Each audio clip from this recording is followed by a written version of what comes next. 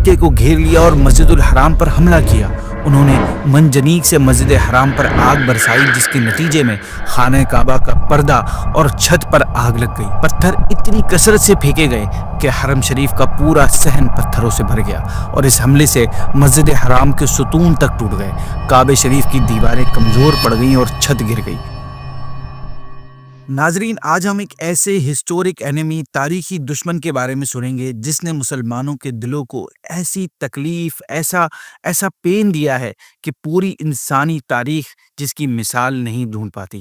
اس نے تکلیف صرف اپنے دور کے مسلمانوں کو نہیں پہنچائی، بلکہ اس کے پہنچائے ہوئے زخموں کی تکلیفیں قیامت تک آنے والے مسلمانوں کے دلوں میں اٹھتی رہیں گی۔ ہم بات کر رہے ہیں ہمارے پیارے آقا صلی اللہ علیہ وسلم کے اہل بیت کو ظلماً شہید کرنے والے یزید کی۔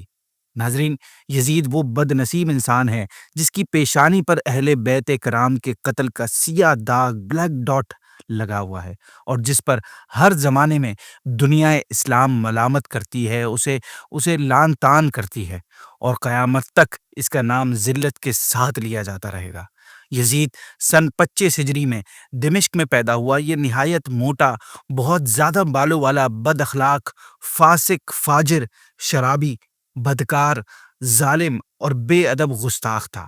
یہ محرمات یعنی وہ عورتیں جن سے نکاح حرام ہے، ان کے ساتھ نکاح کو رواج دینے والا، سود اور دوسرے حرام کاموں کو کھلے عام کروانے والا تھا۔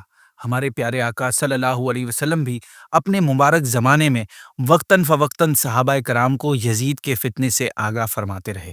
حضرت ابو دردہ رضی اللہ تعالیٰ عنہ بیان کرتے ہیں کہ میں نے نبی کریم صلی اللہ علیہ وسلم کو ارشاد فرماتے سنا کہ میری سنت کا پہلا بدلنے والا، یعنی اسے چینج کرنے والا، ختم کرنے والا، بنو امیہ کا ایک شخص ہوگا جس کا نام یزید ہوگا۔ ناظرین، یزید کے ظلم و ستم کی داستانوں میں کربلا صرف ایک چیپٹر ہے۔ اس بدبخت نے واقعہ کربلا کے بعد بھی بہت سی بے ادبیاں کی اور ظلم ڈھائے تھے۔ جب امام حسین رضی اللہ تعالیٰ عنہ کا سر مبارک اس ظالم کے پاس پہنچا، اس وقت اس کے ہاتھ میں ایک اسٹک تھی، ایک ڈنڈی تھی۔ وہ اس اسٹک کے ذریعے سر مبارک کو چھونے لگا۔ اس وقت وہاں پر ایک کرسچن بادشاہ روم کا سفیر موجود تھا۔ وہ سر مبارک کے ساتھ یہ سلوک دیکھ کر حیران ہو کر بولا کہ ہمارے یہاں ایک آئلینڈ کے چرچ میں عیسیٰ علیہ السلام کے گدھے کے کھر کا نشان ابھی تک محفوظ ہے۔ ہم ہر سال دور دور سے اس کی طرف حج کی طرح جاتے ہیں اور منتیں مانگتے ہیں، اور اس کی ایسی رسپیکٹ کرتے ہیں جیسے تم اپنے کعبے کی۔ تم نے تو اپنے نبی کے بیٹے کے ساتھ یہ سلوک کیا ہے۔ میں گواہی دیتا ہوں کہ تم لوگ باطل پر ہو۔ ناظرین، امام علی مقام امام حسین رضی اللہ تعالیٰ عنہ کی ذات مبارکہ یزید کی آزادیوں کے لیے بہت بڑی رکاوٹ تھی۔ اسی وجہ سے آپ رضی اللہ تعالیٰ عنہ کی شہادت کے بعد یہ بالکل بے لگام ہو گیا تھا، اندھا ہو گیا تھا، اور ہر قسم کی برائیوں کا بازار گرم ہو گیا تھا۔ زنا، ہوموسیکچویلٹی، حرام کاری، بھائی بہن کا نکاح، سود، شراب وغیرہ اوپنلی رائج ہو گئے تھے، یہاں تک کہ لوگوں میں نماز کی پابندی تک اٹھ گئی تھی۔ واقعہ کربلا کے بعد اس بدبخت نے مسلم بن عقبہ کی لیڈرشپ میں 20,000 کا لشکر مکے اور مدینے پر اٹیک کرنے کے لیے بھیجا۔ یزید نے مسلم کو حکم دیا کہ مدینے کے لوگوں کو 3 دن تک مہلت دینا، مان جائیں تو ویل اینڈ گڈ، ورنہ ان سے جنگ کرنا۔ جب تم انہیں شکست دے دو تو 3 دن تک مدینے میں لوٹ ماری مچانا، وہاں کا مال، روپیہ، ہتھیار اور غلہ، یہ سب تمہاری آرمی کا ہے۔ یہ انسٹرکشنز لینے کے بعد مسلم بن عقبہ 20,000 کی آرمی کے ساتھ مدینے کی طرف روانہ ہوا۔ ہسٹری میں یہ واقعہ حرہ کے نام سے جانا جاتا ہے۔ اس واقعے میں یزیدیوں نے مدینہ منورہ میں وہ طوفان بدتمیزی برپا کیا جس کے تصور سے روح لرز اٹھتی ہے۔ قتل و غارت گری اور اس طرح کے ظلم و ستم کے پہاڑ توڑے، لوگوں کے گھروں کو لوٹ لیا گیا، 700 صحابہ کرام کو بے گناہ شہید کیا گیا، اور تابعین، حفاظ قرآن وغیرہ ملا کر کل 10,000 سے زیادہ لوگ شہید کیے گئے۔ لڑکوں کو قید کر لیا گیا۔ روضہ رسول اور منبر شریف کے درمیانی جگہ، جس کے بارے میں حدیث شریف میں آیا ہے کہ یہ جنت کے باغوں میں سے ایک باغ ہے، یہاں پر گھوڑے باندھے گئے اور ان کی لید اور پیشاب منبر اطہر پر پڑتے تھے۔ معاذ اللہ 3 دن تک مسجد نبوی میں لوگ نماز نہ پڑھ سکے۔ صرف سعید بن مسیب رضی اللہ تعالیٰ عنہ جو بڑے تابعین میں سے تھے وہ مجنون بن کر وہاں حاضر رہے۔ آخر میں ان ظالموں نے آپ رحمۃ اللہ تعالیٰ علیہ کو بھی گرفتار کر لیا مگر پھر دیوانہ سمجھ کر چھوڑ دیا۔ سعید بن مسیب فرماتے ہیں کہ حرہ کی راتوں میں جس وقت یزیدیوں نے حملہ کیا تھا میرے سوا دوسرا کوئی شخص مسجد نبوی شریف میں نہ رہ سکا۔ یزیدی جب مسجد میں آتے تو کہتے کہ یہ دیوانہ اس مقام پر کیا کر رہا ہے، اور نماز کا کوئی وقت ایسا نہ گزرتا جس میں اذان اور اقامت کی آواز مسجد نبوی سے میں نہ سنتا، پھر اسی اذان و اقامت سے نماز ادا کرتا۔ ناظرین، یزیدیوں کی لوٹ ماری، گرم بازاری اور گنڈا گردی کا اندازہ اس سے لگایا جا سکتا ہے کہ حضرت ابو سعید خدری رضی اللہ تعالیٰ عنہ جو رسول اللہ صلی اللہ علیہ وسلم کے صحابی ہیں، جب یزیدی فوج ان کے مکان میں گھسی اور کچھ نہ پایا تو انہوں نے آپ کی داڑھی کے سارے بال اکھاڑ دیے۔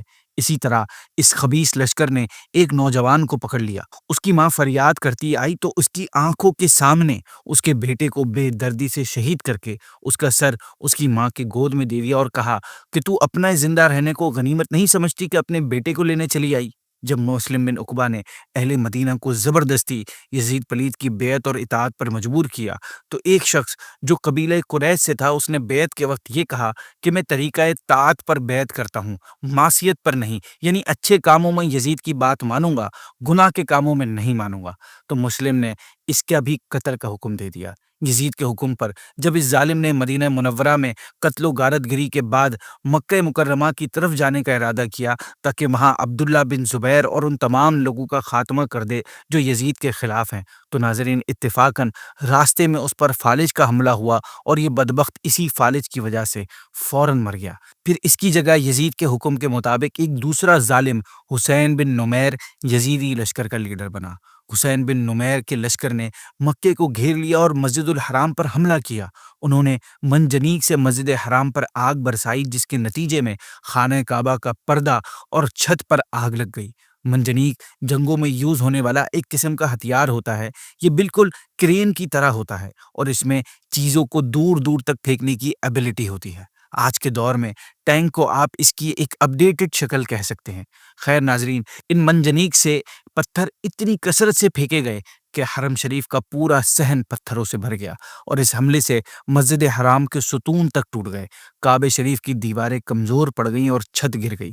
یزیدی پتھر برسانے کے ساتھ ساتھ آگ کے گولے بھی جلا جلا کر پھینکنے لگے جس سے خانہ کعبہ میں آگ لگ گئی اور اس کا غلاف جل گیا، اور وہ دمبا جو حضرت اسماعیل علیہ السلام کے فدیے میں قربان کیا گیا تھا اور اس کے سینگ تبرک کے طور پر کعبہ شریف میں محفوظ تھے وہ بھی جل گئے۔ اس حملے کی وجہ سے اس واقعے کے بعد اہل مکہ کا گھروں سے نکلنا دشوار ہو گیا تھا۔ آلموسٹ 2 مہینوں تک وہ سخت مصیبت میں مبتلا تھے۔ خیر ناظرین، یزیدی اور اہل مکہ کی جنگ جاری تھی، یزیدی غالب تھے، پھر اچانک ایک ایسی نیوز آئی جس سے جنگ کا پاسا پلٹ گیا۔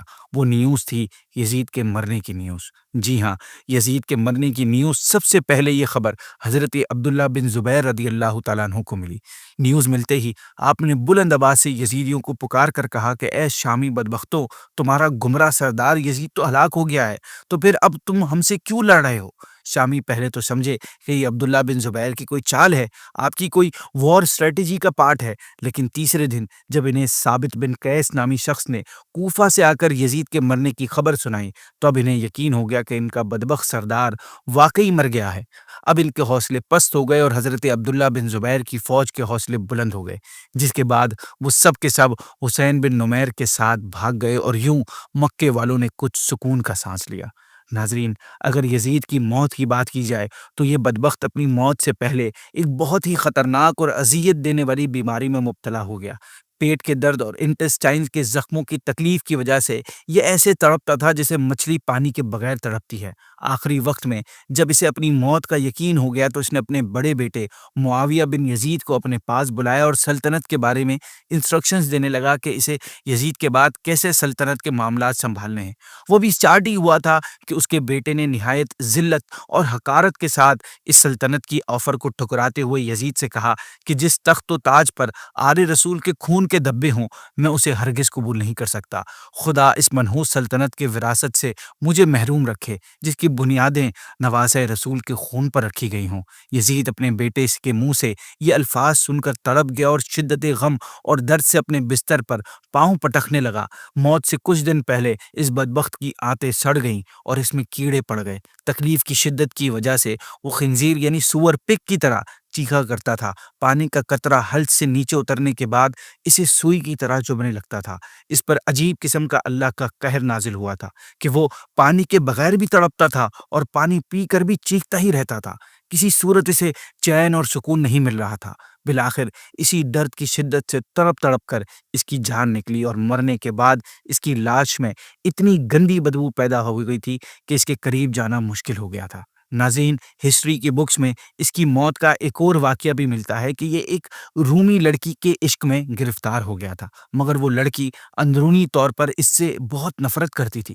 ایک دن رنگ رلیاں منانے کے بہانے اس نے یزید کو دور ویرانے میں اکیلے بلایا۔ یزید جب وہاں آیا اور وہاں کی ٹھنڈی ہواؤں نے اس کو بدمست کر دیا تو اسی دوران اس لڑکی نے ایک تیز خنجر نکالا اور اس پر لگاتار حملے کر کے اسے چیر پھاڑ دیا، یہ کہتے ہوئے کہ جو بغیرت اپنے نبی کے نواسے کا غدار ہو وہ میرا وفادار کیسے ہو سکتا ہے۔